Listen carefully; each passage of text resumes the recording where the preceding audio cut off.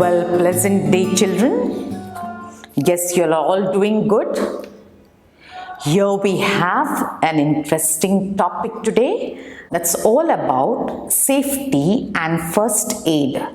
Yes, we are going to have a lovely time. Now, here we begin with the warm-up session. What do the following road safety symbols mean? We begin from here. Now, this denotes one way. What is it? One way. Please jot it down. And this is U-turn, prohibited. Prohibited. U-turn is prohibited. Okay, and what is this? Horn is prohibited. Can you see the symbol here? Horning is prohibited. Prohibited. Okay, and what is this over here? This is only one way. One way. And this is completely a stop. There's a poem I guess you must have learned when you were smaller. I remember learning it. Stop, says the red light. Go, says the green. Get ready, says the orange. Blinking in between. This red color reminded me of that. So I just said stop. Okay. So stop says the red light over here. Now let's see, looking ahead, what are we going to ponder and learn and seep into our brains is about to describe what is first aid and its importance. Learn about the first aid steps to be followed in various accidents and emergency situations. Accidents are caused by carelessness and are usually preventable. Most accidents can be avoided by following certain basic rules of safety. Now, let's see about first aid in the beginning. In spite of all the care which is taken to avoid accidents, they still occur. Often, patients suffering from serious injuries are saved because of the immediate help they receive before they can be taken to a hospital. This is on the spot. Immediate medical help is called first aid. Very often, we suffer major injuries at home, which can be treated at home if we have some knowledge about first aid. Okay, now let's go to the first aid for burns. A burn is an injury caused by the exposure to heat or flame. In case of a burn, we should take the following first aid steps. In case of minor burns, let's see what we are going to do. Put the burnt area under the cold running water till the pain subside. If dough is available in the refrigerator, then put a thick layer of dough on the affected area. It will help in cooling down the burning sensation. Apply an antiseptic lotion to avoid infection and facilitate healing. In case of severe burns can cause blisters. Now, what are blisters? A raised area on the skin that contains a clear liquid and is caused by injury on the skin. Severe burns can cause blisters which we should not touch or prick. I guess you understood the meaning of blisters. I just had a run through to it. On pricking, blisters, they become open wounds and can catch infections easily. Severe burns should only be treated by a doctor. In case of chemical burns should be treated by a doctor only. Before the arrival of a doctor, clean the affected area with plenty of water and keep the area covered by a clean cloth. Okay, let's have a quick look at this fact is, a chemical burn occurs when your skin or eyes come in contact with an irritant such as an acid, gasoline and paint Children, never venture near these things. It's quite scary. All right. See what happens. You get a chemical burn and you can't do anything without a doctor. So you need to be very, very careful. All right. Now, first aid for cuts and scratches. Let's see how we can treat first aid for cuts and scratches. In case of cuts and scratches, adopt the following first aid steps. Wash the area with running water. Clean the area with an antiseptic lotion. Cover the area with a cotton wool or use a bandage. If the cut is deep, then you must try to stop the bleeding, which can be done by tying a bandage above the wound. Or make a thick pad of sterile gauze and press it over the wound. This will stop the blood supply to the cut and help in stopping the loss of blood. This is known as tourniquet. What is it called, children? Tourniquet. Next one, take the person to the doctor and remember to get an anti-tetanus injection within 48 hours. Children, within 48 hours, the person or the patient has to be immediately rushed to the doctors. He or she has to get an anti-tetanus injection. Alright, an anti-tetanus injection may be required if the cut has been caused due to the rusted piece of iron, such as a nail or any other sharp or pointed dirty object. Okay, please be careful and don't take things and life easy. Okay, first aid in case of nosebleed. Nosebleed is very common during the summer season. It happens when small capillaries of the nose burst. In case of the nosebleed, follow the following first aid steps as listed here. But before going to the steps, let's have a look at what actually are these capillaries. They are minute blood vessels. What are they? Minute blood vessels. Make the person lie flat on his back. Pinch the bridge of the nose and put ice on it. Pour cold water on the head. Now this is great, children. Okay. What do we need to do? Make the person lie flat on his back, pinch the bridge of the nose and put ice on it. Pour cold water on the head. Then we have the first aid for fractures. A crack or a break in the bone is known as a fracture. In case of fracture, follow the first aid steps as listed here.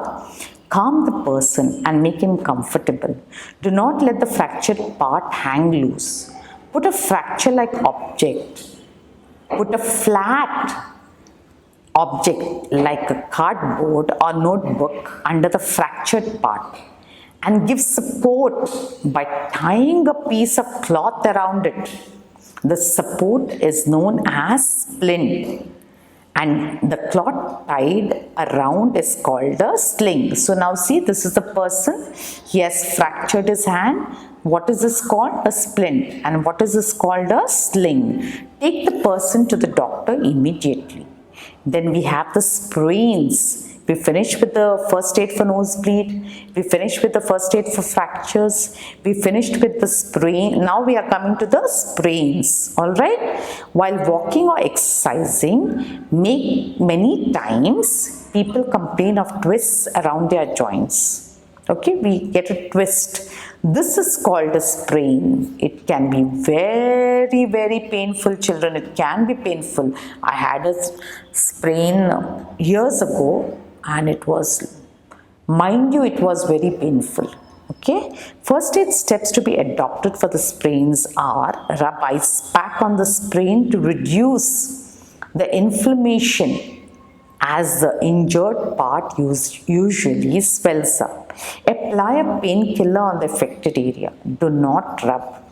For providing support to the area, tie a bandage as in the figure of 8. You have to tie a bandage in the figure of 8. This provides maximum support and movement to the joints. See, the boy fell off the cycle and got hurt. Can you see?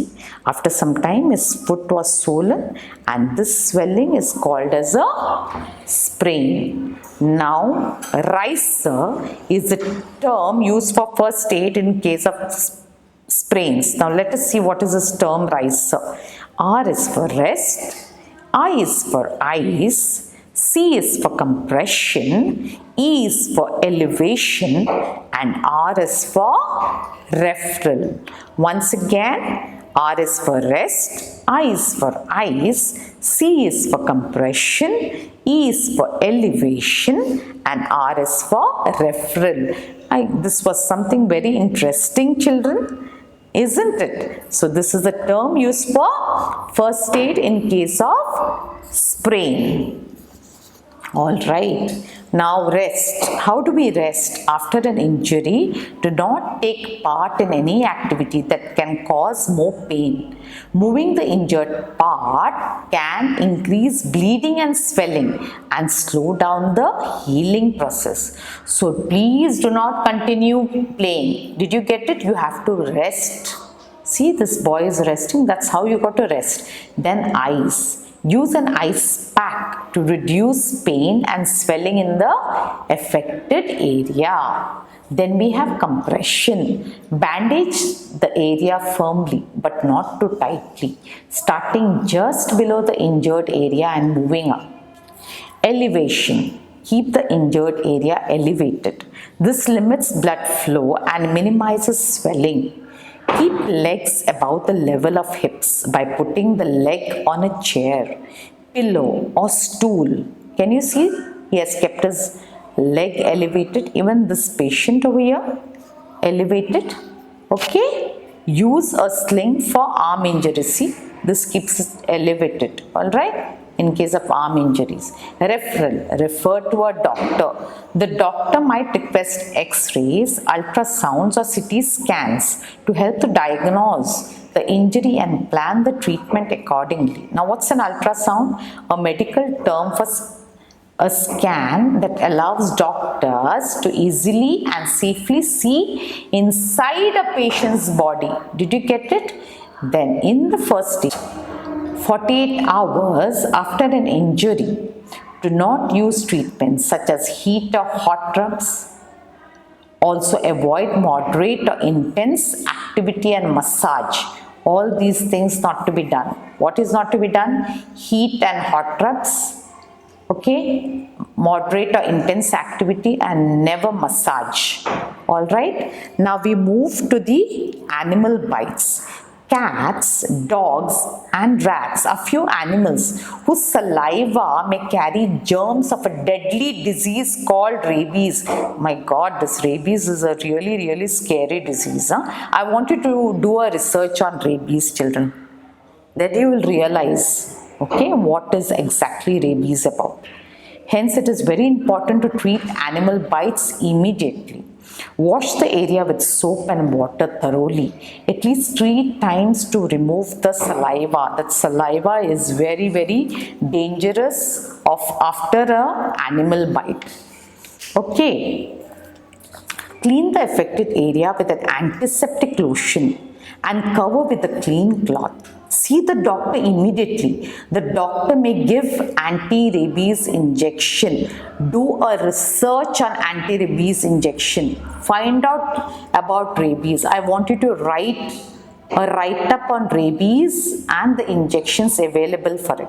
The major symptom of rabies is hydrophobia. Now this is very scary, children. What's a hydrophobia? It's extreme fear of water. A person suffering from hydrophobia is afraid of water. Okay, now we come to the first aid in case of snake bite. When a snake bites someone, it injects poison into the victim's body. The poison enters the blood and spreads to all the parts of the body. Take the following measures in case of snake bite. Do not move the victim. This is because the movement will cause poison to spread faster. Now this is scary. Tie a piece of cloth or a bandage just above the bite. This would slow down the movement of the infected blood towards the heart. Take the victim to a doctor. Anti-venom injections may be necessary. Now, how do we prevent poisoning? Things such as naphthalene balls, some medicines, nail paints and detergents may contain harmful or poisonous chemicals. So always follow these safety rules. Keep all the medicines far from the reach of children. Throw away all the medicines that have crossed the expiry date. Do not leave naphthalene balls around if there are small children at home. In case of any kind of poisoning, make the victim vomit. Take the victim to the doctor immediately. Got it? Now let's see what is the checkpoint 1 about. Injury caused by exposure to heat or flame. What is going to be? What is it going to be? It's going to be burn. Alright. Used for stopping heavy bleeding. What is used for stopping heavy bleeding? Tourniquet. Tourniquet. Got it? Now, torn tissues around the joints. That's a sprain, of course. Okay. A person who has been attacked or injured. Who's that person? He or she is a patient. A cloth that is tied around the neck to support a broken arm. What is it? It's a sling. Did you get it? Okay. Now let's move to fire safety. Fire causes huge loss and damage to our life and property. You must have seen even the forest fires. Here I want you to even understand what are forest fires. Have a look at it, surf the net. Okay. Forest fires are extremely bad. They can destroy fires at the land, the greenery, the forests at a faster rate. Okay. So do a research on that, surf the net, view some videos on that. Some of the common causes of fire are accidents and carelessness while burning matchsticks, cooking and so on. Even fire caused in the kitchen is also dangerous. Okay. Faulty electrical wiring and defects in the electrical appliances. This too is very, very dangerous. Precautions we should take to safeguard ourselves from fire are as follows. Do not play with the matches and lighters. Children, if you are playing, please stop immediately. From today, nobody is going to play with matches or lighters. If you see matches or lighter lying wherever you can reach them, do not touch them. Never wear nylon or synthetic clothes while in kitchen or while handling fire, because nylon or synthetic clothes catch fire easily. In the kitchen, switch off the gas cylinder when not in use. What will happen if there's a gas leak? It can cause major fires. If there is a situation of gas leak, do not touch electrical switches or strike a match. Open all the windows and doors of the house and call for help. In case of electric fire, do not throw water to put out the fire, as it can cause electrocution. What it can cause? Electrocution. Now, what's electrocution? It is to injure with electricity. Instead, use sand or mud. In case of fire caused by petrol, try to put it off by throwing sand and mud. Water cannot be used, as petrol is lighter than water and floats on it. Okay, if your clothes are on fire, do not run. Follow a simple rule.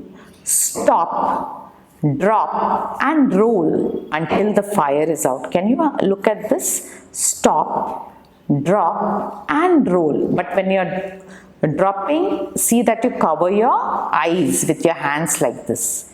Did you get it? That's nice. In case of fire in the building, do not use lifts for evacuating the building. Use the stairs instead. How should you go? Not to use the lift. What are we supposed to use? The staircase. In case of fire in a room, do not hide. Try to vacate the room immediately. If you're unable to move, then drop down and crawl. It is easier to breathe in a fire if you stay low while getting out. Now let's see the fact is over here. A small fire can be put out using a special instrument called the fire extinguisher. Children, I want you to do research on fire extinguisher. Find a lot of details and information about it. Like you can find out as to how the fire extinguisher was discovered, who discovered it, all those sorts of things. That's the sort of information that you're supposed to find out. Did you get it? Okay, now encircle the words that are related to fire. Now this is what you're going to sit and find out. This is going to be your work. You're going to sit and encircle it on your own. Okay, and show me in the course of the lecture, or you can send it to me across post lecture. I'll have a look at it. All right, now let's summarize the lesson. Most accidents happen because of carelessness. What is the reason of most? 19% of the accidents I can say is because of carelessness. Always handle fire carefully and under adult supervision. While giving first aid, a person should be calm and composed. Tourniquet is used to stop heavy bleeding. What is used to stop heavy bleeding? Tourniquet. Repeat after me. Tourniquet is used to stop heavy bleeding. For nosebleed, apply ice or pour cold water on the head and pinch the bridge of the nose. In case of fracture, use splint for giving support to the fractured bone. In case of burns, put the affected area under running water. For a snake bite, induce bleeding so that poisonous blood flows out. I'm sure, children, that you had a lovely session on safety and first aid, and whatever research I have told you to do, I want you to definitely do it, and have a lovely day, and thank you.